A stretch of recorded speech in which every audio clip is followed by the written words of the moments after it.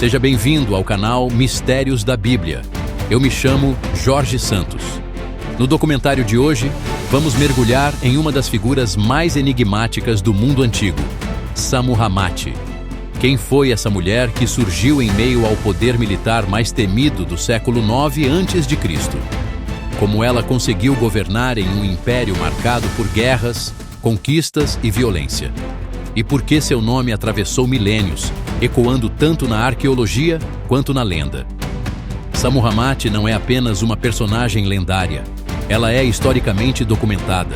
Seu nome aparece em estelas reais, inscrições oficiais e registros do poderoso Império Neo-Assírio. Mas como era esse império? Como funcionava sua máquina militar? Como era sua estrutura política? E quem foi seu filho, Adad-nirari III, o rei sob cujo trono ela exerceu influência? Qual é a relação entre a Samuramate histórica e a lendária Semiramis, celebrada por autores antigos como Diodorus Siculus? Quais profetas estavam ativos nesse período decisivo da história bíblica? Eliseu ainda vivia nos primeiros anos desse cenário turbulento. E o que dizer da história de Naamã? Teriam eles vivido próximos ao período de Samuramate e as descobertas arqueológicas? A estela de Pazarte que menciona explicitamente Samuramate ao lado de seu filho. A estela de Tel al-Rimá registra tributos recebidos de Jeoás de Israel, chamado de Jeoás, o samaritano. Pedras antigas confirmam nomes que a Bíblia também registra. Impérios se levantam, profetas anunciam, nações entram em conflito. E no centro desse turbilhão histórico, surge o nome de uma mulher que desafiou as estruturas de seu tempo. Tudo isso e muito mais você verá no documentário de hoje, aqui no canal Mistérios da Bíblia. Se você ainda não é inscrito no canal, inscreva-se agora. Isso fortalece o projeto e ajuda a levar mais conteúdos como este adiante. Deixe o seu like e prepare-se, porque a história que você está prestes a conhecer atravessa 3.000 anos e ainda ecoa nos dias atuais. Quem foi Samuramate? Século IX a.C. Samuramate foi uma rainha do Império Neo-Assírio e uma das poucas mulheres historicamente atestadas a exercer poder político direto na Assíria. Ela viveu durante um período de expansão militar e consolidação imperial. Contexto histórico: Samuramate foi esposa do rei Shamshi-Adad V, que reinou de 824 a 811 a.C. Após a morte dele, seu filho Adad-nirari III ainda era jovem, e ela atuou como regente aproximadamente de 811 a 806 a.C. Isso é extremamente significativo, pois a estrutura política assíria era fortemente patriarcal e militarizada. O fato de uma mulher governar, mesmo que como regente, indica alta posição dinástica, capacidade política reconhecida e provável apoio do aparato militar e sacerdotal. Evidências arqueológicas: Samuramate não é apenas lendária, ela é historicamente documentada. Seu nome aparece em estelas comemorativas, inscrições reais e registros administrativos assírios. Uma estela encontrada em Kiscapanli menciona explicitamente sua participação em campanhas militares ao lado de seu filho, o que sugere que sua influência foi além de uma regência simbólica. Campanhas militares. Durante o início do reinado de Adad-nirari III, o império realizou campanhas contra os medos, povos da Síria e regiões da Anatólia.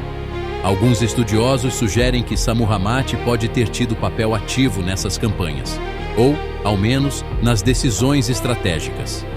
Relação com a lenda de Semiramis. Samuramate é amplamente considerada a base histórica da lendária rainha Semiramis.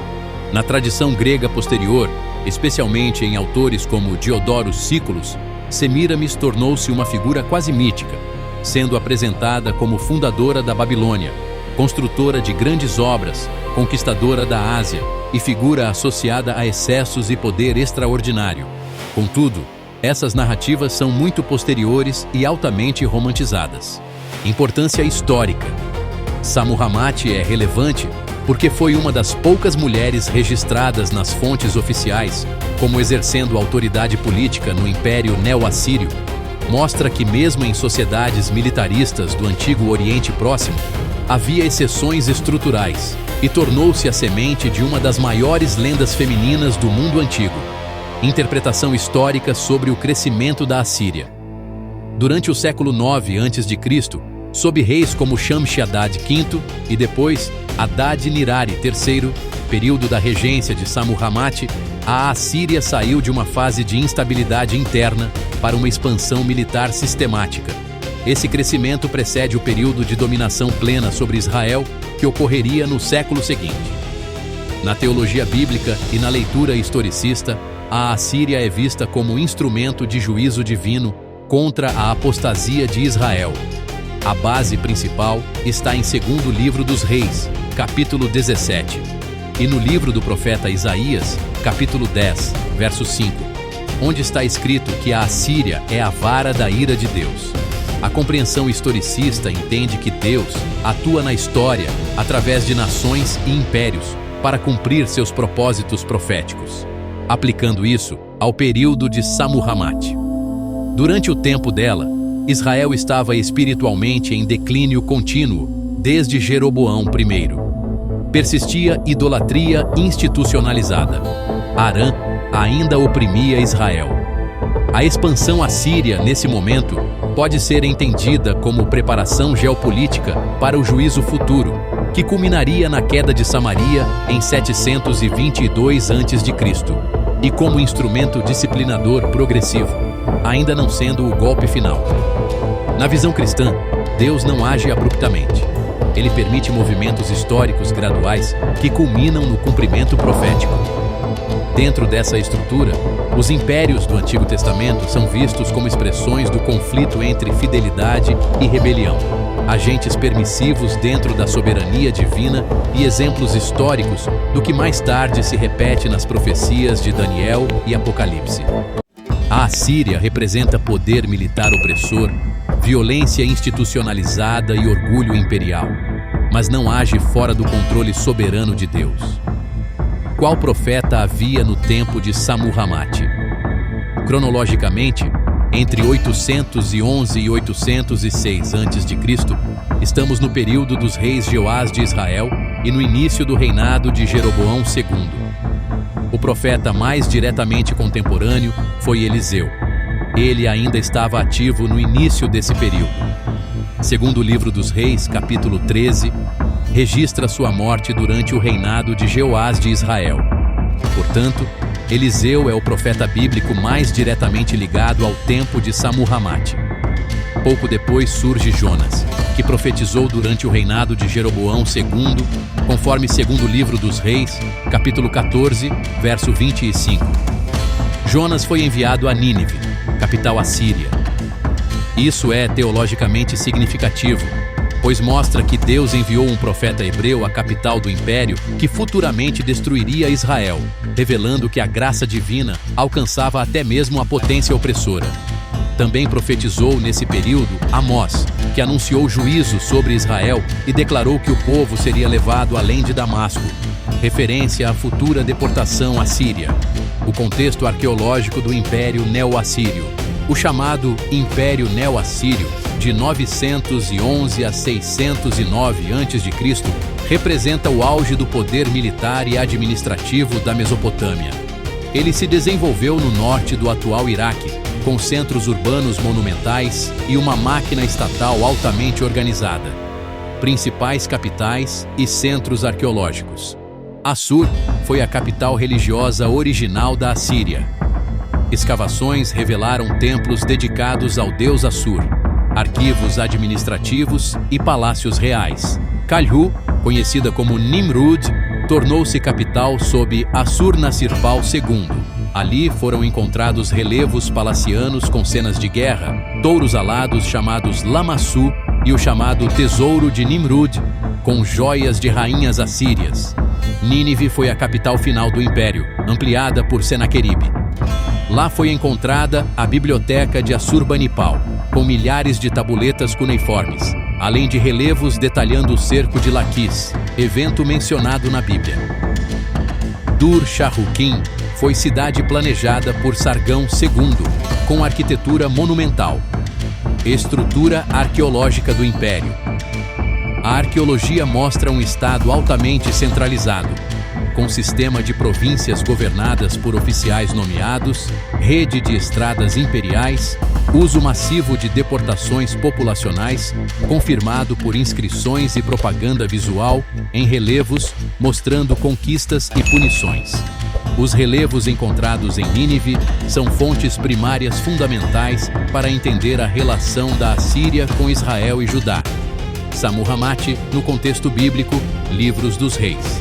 Sammuramate viveu aproximadamente entre 824 e 806 a.C., período que corresponde a segundo Livro dos Reis, capítulos 13 e 14.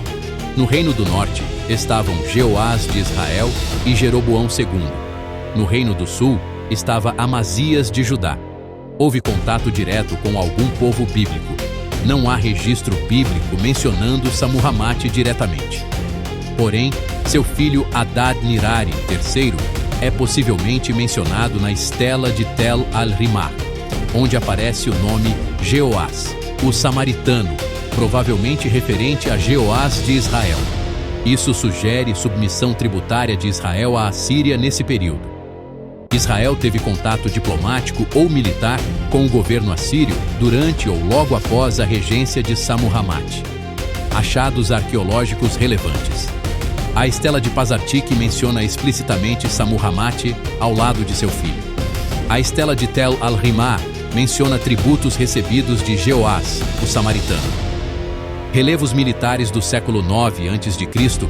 confirmam campanhas contra Síria, Arã-Damasco e regiões da Anatólia, povos frequentemente citados em segundo Livro dos Reis, relação com o cenário bíblico mais amplo. Durante esse período, a Assíria ainda não havia destruído Israel. Isso ocorreria depois, em 722 a.C., sob Salmaneser V e Sargão II. Israel estava politicamente enfraquecido e Arã-Damasco ainda era ator regional importante. A ascensão assíria no tempo de Sammuramate foi parte do processo que culminaria na queda definitiva do Reino do Norte. Sammuramate pertence ao período de segundo Livro dos Reis, capítulos 13 e 14. Ela não é mencionada na Bíblia. Seu governo ocorre durante os reinados de Jeoás e Amazias. Israel provavelmente pagou tributo ao governo assírio nesse período. A evidência arqueológica concreta da interação entre a Síria e Israel logo após sua regência.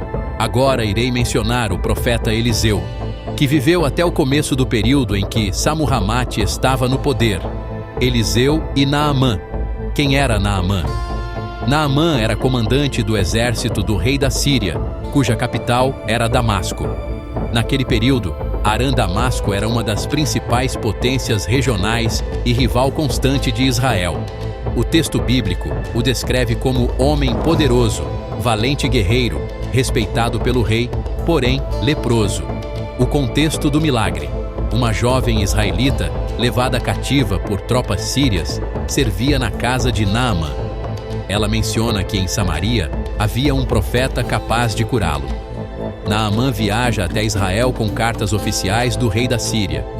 O rei de Israel entra em desespero, temendo uma provocação diplomática. Então Eliseu intervém e manda que Naamã se lave 7 vezes no Rio Jordão. Inicialmente, Naamã se ofende, pois esperava um ritual grandioso. Após ser persuadido por seus servos, ele obedece e é completamente curado. Ele então declara que reconhece que não há Deus em toda a terra senão em Israel. Em que período isso aconteceu?